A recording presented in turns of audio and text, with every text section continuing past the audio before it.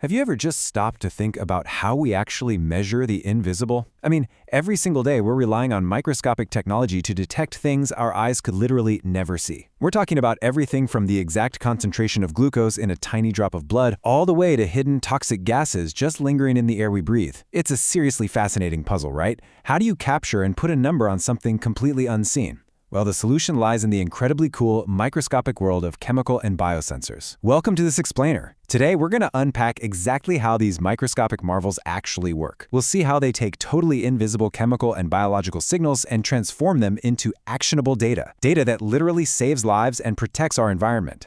Here's the roadmap for our journey today. We've got 5 main stops. First, sensors versus transducers. Then, we'll go inside biosensors.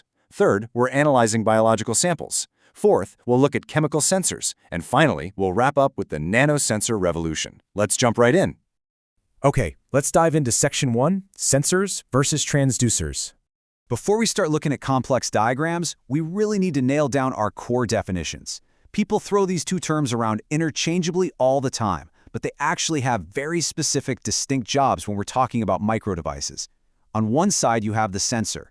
Think of a sensor as the detector. It's the physical part that actually reacts to a specific condition, whether that condition is physical, chemical, or biological. It's just there to say, hey, something is here. But on the other side, we have the transducer. A transducer is all about conversion. It takes energy from one form and changes it into another. Now here's the cool part. In modern microdevices, these two concepts are completely intertwined. A modern sensor might sense a biological change and then basically act as a transducer by converting that biological reaction into an electrical signal we can actually measure. They work hand in hand, bridging the physical world with the digital one. Moving on to Section 2, Inside Biomedical and Biosensors. Let's zoom in to the microscale. Now that our definitions are locked in, let's look at biomedical sensors and biosensors. These guys are specifically designed to measure minute biological substances, which is absolutely crucial for medical diagnoses. And this brilliantly illustrates the core architecture of a biosensor. Right at the top, you'll see the analyte. That's just the industry term for the specific substance we're actually trying to detect. Watch how those analyte particles drop down and interact directly with a very specific layer called the biomolecule layer. You see, biosensors are all about interaction. Those biomolecules aren't just random materials. They're biologically derived substances, things like enzymes, antibodies, or specific proteins. By picking the exact right biomolecule for that layer, scientists can create a sensor that pinpoints one very specific analyte out of thousands of possibilities. It's almost like finding a needle in a microscopic haystack. Let's break that flowchart down into a really simple 4-step process. Step 1, the analyte enters the system. Step 2, it hits that specialized biomolecule layer we just talked about, and boom, a unique biological interaction happens. Step 3, this interaction triggers the sensing element. This element, which could be electrochemical, optical, or thermal, acts as a transducer. It actually alters the signal based on that exact interaction. And finally, Step 4, an output signal is generated and detected. Basically, it turns a wildly complex biological reaction into a clean, easy-to-read output. Now, what's really interesting about this next setup is seeing that exact process applied to a real-world medical situation, measuring blood glucose. Over on the right side, you see the blood sample entering the chamber. And inside that chamber, it's a polyvinyl alcohol solution. Sitting right inside the solution are two very distinct electrodes. You've got a platinum film electrode up top and a thin silver-silver chloride reference electrode down at the bottom. This whole miniaturized setup is incredibly efficient, mostly because it only needs a tiny fraction of a blood sample to pull off a blazing fast analysis. But how does that physical setup actually give us a number on a screen? Well, it all comes down to some electrochemical magic. Inside that polyvinyl alcohol solution, the glucose from the blood reacts with oxygen. This chemical reaction produces two things, gluconolactone and hydrogen peroxide, or H2O2. And here is where the transducer effect kicks into high gear. That hydrogen peroxide is electrolyzed by applying a potential to the platinum electrode. When that happens, it produces positive hydrogen ions that flow straight toward the electrode. This flow of ions literally alters the flow of electricity in the sensor. By measuring that current flow between the electrodes, we get an exact measurement of the glucose concentration in the blood. It perfectly bridges the gap between a chemical reaction and a measurable electronic signal. Pretty amazing, right?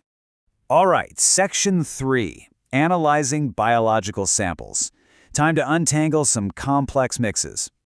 We've seen how to detect a single substance like glucose, but let's be real, the biological world is almost never that simple.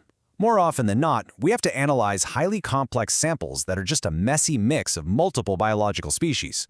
This flowchart shows exactly how we untangle that mess using something called a capillary electrophoresis network. I know, it kind of looks like a plumbing diagram, doesn't it? But these tubes are insanely small. We're talking around 30 micrometers in diameter. Notice those vertical reservoirs labeled A and A'? A mixed sample is injected right into reservoir A. Then an electric field is applied, driving the sample down toward A'. Because the intersection has a higher flow resistance, the whole sample sort of congregates right there at the crossroad. Then, a high-voltage electric field is suddenly switched on horizontally between reservoirs B and B'. This new field pushes that gathered sample right through the long horizontal capillary tube, which is completely filled with a buffer solvent. So the crucial point here is what happens inside that horizontal tube. As the mixed sample is pushed from B toward B', the different species inside it, labeled here as S1, S2, and S3, actually start pulling apart from one another. Why? It's because of a really cool concept called electroosmotic mobility. Basically, every single biological species has its own inherent electroosmotic mobility. That just means they travel through the buffer solvent at slightly different speeds when they're exposed to an electric field. This ingenious property acts exactly like a microscopic sorting machine, neatly separating a totally jumbled sample into individual readable parts. Moving right along to Section 4, how chemical sensors work. Let's talk about our environmental detectives. While biosensors are usually looking inward at our biology, chemical sensors are often looking outward. They're monitoring our industrial processes and our environment. A chemical sensor is designed specifically to sense particular chemical compounds, most commonly different types of gases.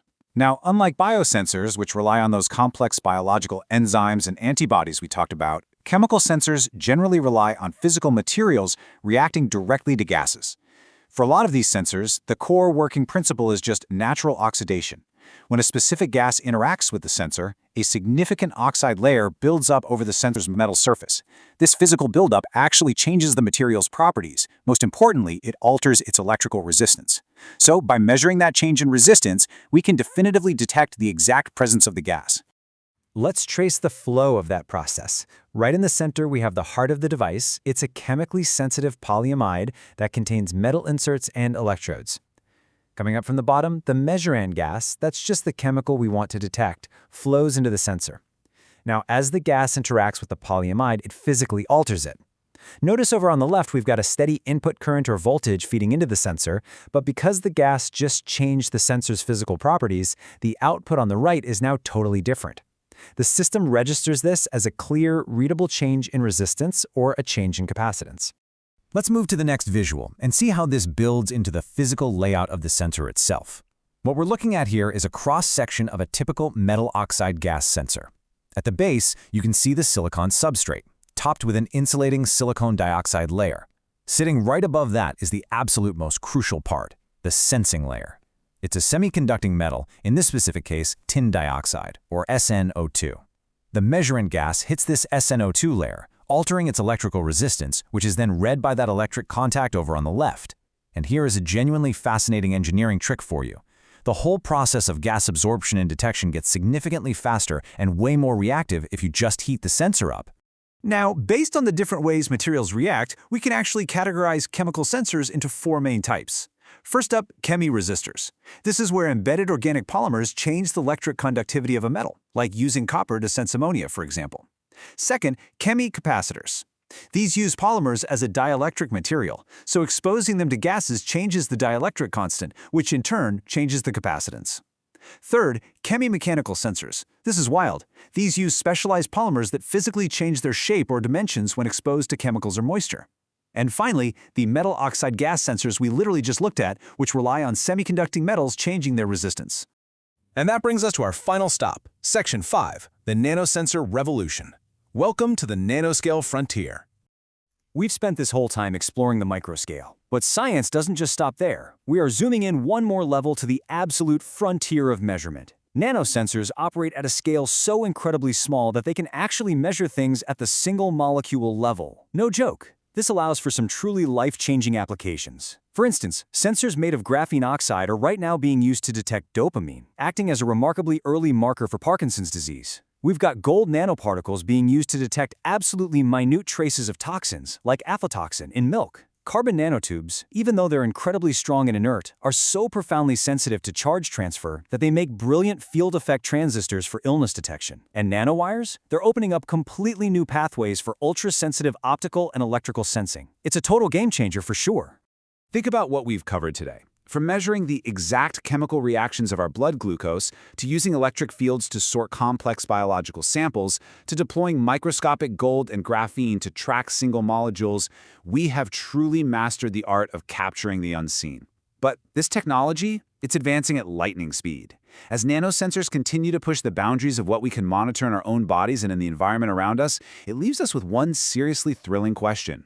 What invisible mysteries will we uncover next? Thank you so much for joining me on this explainer. I really hope you learned something fascinating today.